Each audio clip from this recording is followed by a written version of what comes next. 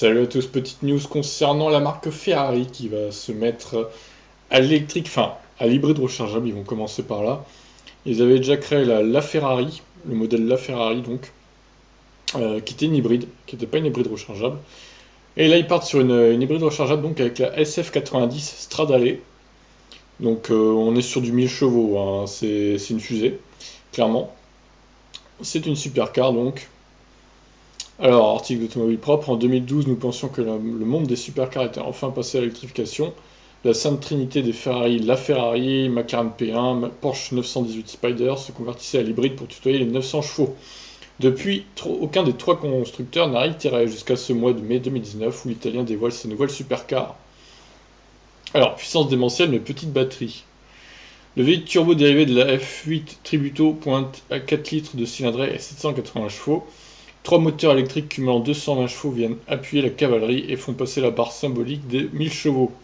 Le 0 à 100 abattu en 2 secondes 5, les 200 km/h en 6 secondes 7, c'est vraiment indécent quoi. Et la SF90 pointe à 340 km/h, pas mal pour un engin de 1 tonne 570.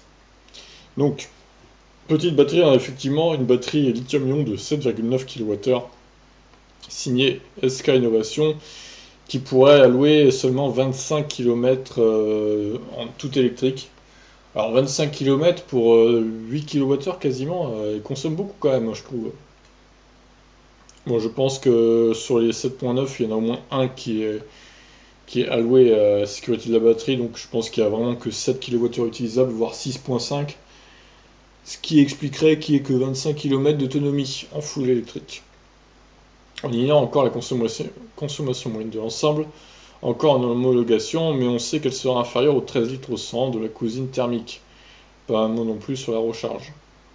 Bon, avec une si petite batterie, de toute façon, à mon avis, la recharge, ça sera pas plus de 3,6 kW. J'imagine mal Ferrari qui crée un truc pour charger à 7,5. Bah, ça serait bien, elle serait pleine en 1 heure la batterie, mais bon, j'y crois pas trop, personnellement. On sent qu'ils commencent doucement dans l'électrique, hein, Ferrari, même s'ils ont dit que dans le futur, bah, il y aura des Ferrari full électrique, hein, ça se verra. Allez, on va découvrir un peu cette voiture pour faire rêver un petit peu. On va juste, avant de parler du prix, il est cependant facile d'imaginer un tarif dépassant les 500 000 euros, bien au-delà de l'actuel étendard 812 Superfast. Voilà, bon bah voilà, vous êtes prévenus, hein, si vous avez 500 000 euros à claquer dans une voiture, bah, vous pouvez la louer à cette Ferrari, qui est clairement magnifique. Je suis pas fan de la marque, mais c'est vrai que celle-là, elle est magnifique, hein. Franchement, waouh, ça envoie du rêve, hein. Bah, j'ai pas l'habitude de faire des news sur les supercars, mais là, bon, c'était l'occasion, vu que Ferrari se met à l'électrique tout doucement mais sûrement. Donc j'en ferai peut-être d'autres, hein, des news sur les supercars, sur les McLaren notamment, sur les Porsche aussi. C'est vrai que j'aime bien les belles voitures aussi, donc ce sera l'occasion d'en parler. Sur ce, je vous laisse. Ciao!